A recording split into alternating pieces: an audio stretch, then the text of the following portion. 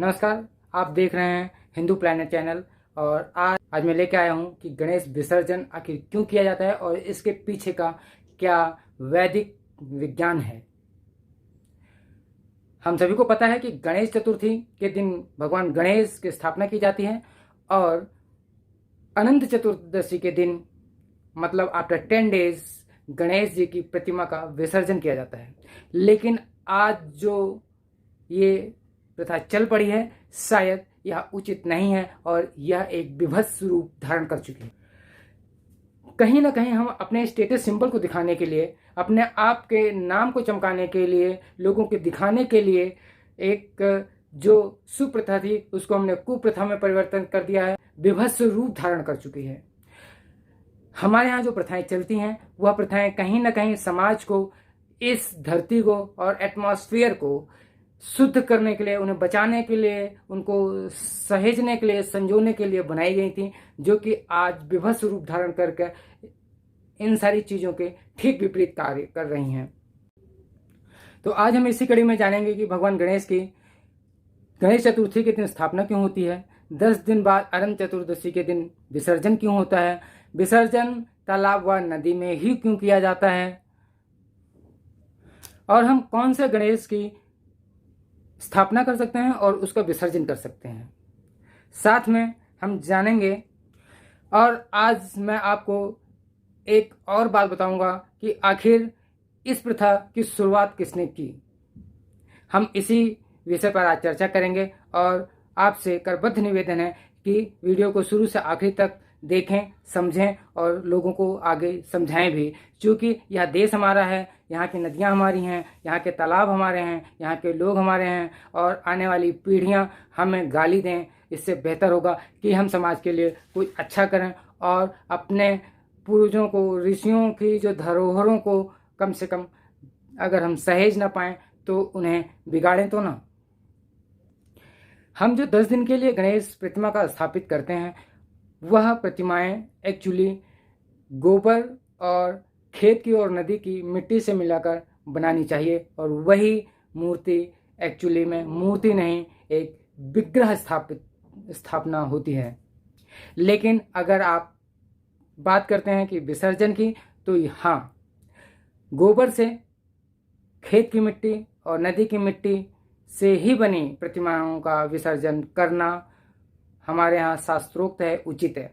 और इसके पीछे क्या रीजन है, वैज्ञानिक कारण क्या है, मैं इसे भी आपको समझाने की पूरी कोशिश करूँगा।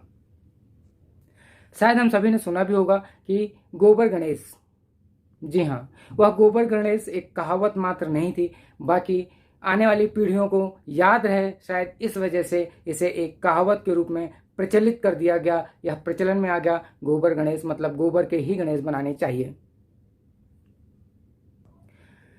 इसी के अगेंस्ट मैं बताता हूँ, जब आप पीओपी की बनी हुई मूर्तियाँ या अन्य पदार्थों की बनी हुई मूर्तियों का उपयोग करते हैं, कांचों के लगे हुए, उसमें अन्य अन्य प्रकार के आर्टिफिशियल रंगों का उपयोग करते हैं, आप उसे अच्छा दिखाने के लिए अन्य अन्य प्रकार के पदार्थों का उपयोग करते हैं, वह सारी चीज़ें जब आप नदी में प्रवाहित करते हैं तो कहीं ना कहीं नदी के पानी को दूषित करती हैं, विषैला बनाती हैं और वही पानी कहीं ना कहीं एक चक्र में आकर हमारे पीने के लिए भी काम में आता है।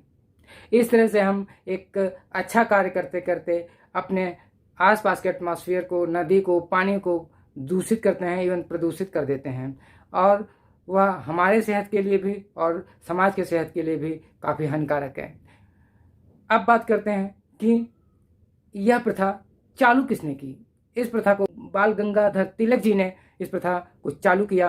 उन्होंने सोचा था कि इस बहाने लोग एकत्रित होंगे, हमारी परंपरा को समझेंगे, क्योंकि यह परंपरा तकरीबन विलुप्त हो चुकी थी, जो कि दुनिया के कई देशों में भगवान गणेश को जाना जाता है। इवन कि कई देशों में तो इन्हें अच्छे से पूजा भी जाता है, वहाँ के देवताओं की कैटेगरी में सर्वोपरि माना जाता है, जैसे कि हमारे भारत में। बात करते हैं कि आखिर गोबर मिट्टी की बनी हुई अगर मूर्ति का हम स्थापना करते हैं और उसके बाद विसर्जन करते हैं नदियों में या तालाबों में, तो उससे फ़ायदा क्या होता है। मोटा मोटा तो आप ये समझ सकते हैं कि एटमॉस्फेयर अच्छा रहेगा, पानी प्रदूषित नहीं होगा और पीओपी जैसा कचरा और विषाक्त चीज़ें जो क्रिएट करती हैं वो नहीं होंगी। लेकिन अब हम वैदिक विज्ञान की बात करते हैं। गोबर एक ऐसा पदार्थ है जो कि विकिरण को रोकता है, पानी को शुद्ध करता है। अगर किसी भी गोबर, आप चाहें तो इस पर प्रयोग कर सकते हैं। एक गोबर, गाय का गोबर लीजिए, गाय के गोबर से ही मूर्तियों को बनाने का हमारे यहाँ प्रावधान भी है।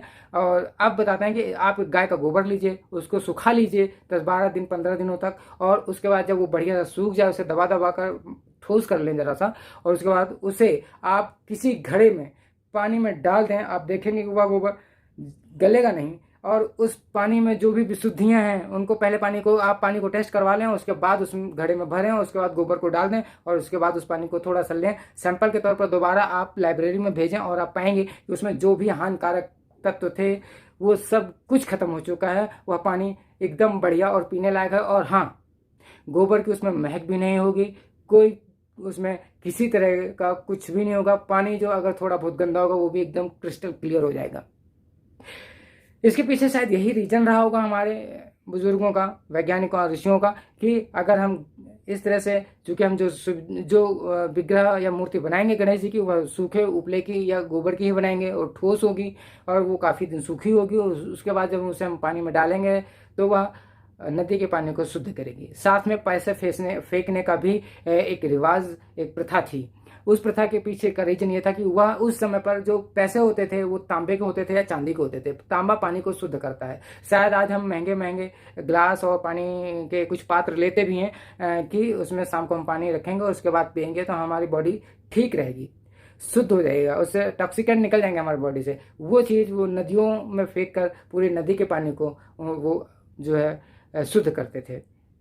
चांदी चूंकि हमारे शरीर को इम्यून सिस्टम स्ट्रांग करने के लिए काम आती है, इसलिए वो चांदी के सिक्के भी फेंके जाते थे। लेकिन प्रथा इतनी बदल गई कि हमने एल्युमिनियम के सिक्के फेंकने लगे, क्योंकि अंग्रेजों को पता था कि ये जो लोग हैं ये पैसा जरूर फेंकेंगे, और हम अगर एल्युमिनियम के पैसे बनाएंगे तो ये एल्युमिनियम का पैसा भी फेंकेंगे। और वही हुआ, और उन्होंने नदियों के पानी में कूड़ा कबाड़ा और गंदा पानी कारखानों का भी डाला, हमने एल्युमिनियम के सिक्के भी फेंके, और इस तरह से हमारी नदियाँ और दूषित होती चली गईं।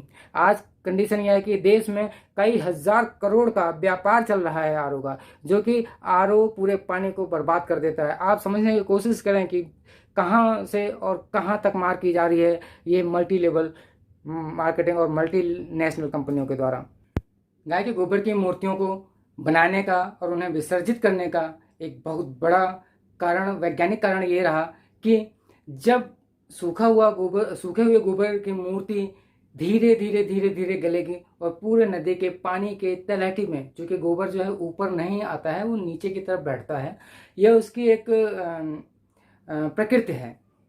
तो वो क्या होगा कि नदी के पानी में या तालाब के पानी में हमारे बहुत सारे शैवाल्स होते हैं, एल्गी जिसे हम बोलते हैं, और वो एल्गी डेवलप्ड होते हैं, अपनी कॉलोनी को बढ़ाते हैं। मतलब एल्गी जो है वो बढ़ते रहते हैं, और एल्गी जो होते हैं मतलब शैवाल, वो पानी को शुद्ध करते हैं। इस तरह से पानी को शुद्ध करते हैं और पानी में रहने वाले जीवों के लिए पानी में ऑक्सीजन की मात्रा को बढ़ा देते हैं। शायद इतनी बड़ी सोच जो मैंने साइंस ग्रेजुएशन और कई लोगों के साथ अंडर ऑब्जर्वेशन काम करने के बाद सीखा है साइंस में, वो बिना पढ़े लिखे लोग हमारे यहाँ के या जो ऋषि मुनि थे, जो वेल एजुकेटेड, ऋषि का मतलब वैज्ञानिक होता है, जो शोध काम करते हैं, उन्होंने इस चीज को समझा होगा, इस वैज्ञानिकता को समझा, और उन्होंने इस प्रथा को एक मूर्त रूप देकर समाज के हित के लिए बनाया। नहीं होती, हम कहने के लिए सो कॉल्ड एजुकेटेड हैं, लेकिन सही बात यह है कि हम एजुकेटेड कहाँ से हैं। हम अपनी प्रथाओं का विरोध करते हैं, हम अपने ही आसपास के एटमॉस्फेयर को, नदी को, तालाब को, मिट्टी को, खेत की, ना जाने क्या क्या, whatever it is around to us, सब कुछ हम बर्बाद करने में तुले हुए हैं। सिर्फ हमें यह दिखाना होता है कि हम पढ़े लिखे हैं, हम वेल एजुकेटेड हैं, हमें सब कुछ पता है, हम पाश्चात्य संस्कृति को फॉलो करते हैं। बस क्या हमने कभी ये सोचने की कोशिश की कि जो प्रथाएं हमारे पूर्वजों ने बनाई हैं उनके पीछे कुछ ना कुछ वैज्ञानिकता होगी? ऐसे ही नहीं, 5 लाख साल पुराना एक सनातन धर्म यूं ही फ्लो में नहीं चलता रहा होगा, क्योंकि बहुत सारे धर्म आए और बहुत सारे धर्म और धर्म को मानने वाले धरती से विलुप्त भी हो गए, लेकिन सनातनी आज भी हैं, कल भी रहेंगे और पहले भी थे। इसलिए आप अपनी प्रथाओं का अनुचित प्रयोग ना करें, उचित तरीके से उस पर अध्ययन करें, आगे बढ़ाएं। कृपया आप हिंदू धर्म की वैज्ञानिकता, संरक्षणता और तार्किक क्षमता तथा संवर्धन क्षमता को समझने की कोशिश करें। आप अपनी प्रथाओं को आप मूर्त रूप में रखें, उन्हें समझने की कोशिश करें, क्यों कर रहे हैं और क्यों नहीं करना चाहिए। इससे हमारे देश को कई हजार करोड़ का फायदा हो सकता है अगर हम हमारी प्रथाओं को सही रूप में समझकर उसका उपयोग करें। तो इस तरह से हम हमारे अपने धर्म की, समाज की, देश की और देश के पैसे की और हमारे देश के लोगों के स्वास्थ्य की रक्षा कर सकते हैं। वीडियो थोड़ा बड़ा हो चुका है, इसके लिए क्षमा चाहूँगा कि आपका समय मैंने ज़्यादा लिया है।